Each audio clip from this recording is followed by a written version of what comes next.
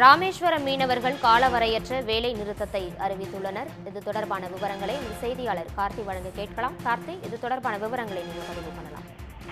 ராமேஸ்வரம் நேற்று காலை 500க்கும் மேற்பட்ட விசைப்படகுல 2000க்கும் மேற்பட்ட மீனவர்கள் மீன்பிடி கடலுக்கு போனாங்க. கடலுக்கு சென்று நள்ளிரவு கச்சத்தீவு மற்றும் நெடுந்தீவு மீன்பிடித்துக் கொண்டிருக்கும் போது அங்கு ரோந்து வந்த இளைய கடற்படை வீரர்கள் மீனவர்களை மீன்பிடிக்க விடாமல் தடுத்து நிறுத்தி விரட்டி எறிந்தது மட்டுமல்லாமல் 2 விசைப்படகையும் அதிலிருந்த 15 மீனவர்கள் சிறப்பிச்சிருக்காங்க. சிறப்பிடிக்கப்பட்ட மீனவர்களை இலங்கை கடற்படை எல்லை தாண்டினதாக வழக்கு பதிவு செய்து தற்பொழுது மன்னார் கடற்படை முகாம் வைத்து விசாரணை நடத்தி வராங்க. விசாரணைக்கு பின் இந்த மீனவர்கள் நீதிமன்றத்தில் ஆஜர்படுத்தப்பட்டு சிறையில் இருக்காங்க.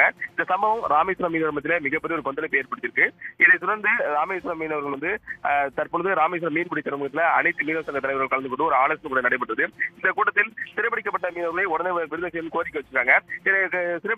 சிறைப்பிடிக்கப்பட்டதை கண்டித்து ராமேஸ்வரம் மீனவர்கள் நாளையிலிருந்து கால வரையற்ற வேலைநிறுத்த போராட்டம் அறிவிச்சிருக்காங்க. இந்த வேலைநிறுத்தம் காரணமாக நாளையிலிருந்து 800 மேற்பட்ட விசைப்படகு மீனவர்கள் மீன்பிடிக்க செல்லாமல் படகெல்லாம் கரையோரம் நிறுத்துவதாக அறிவிச்சிருக்காங்க.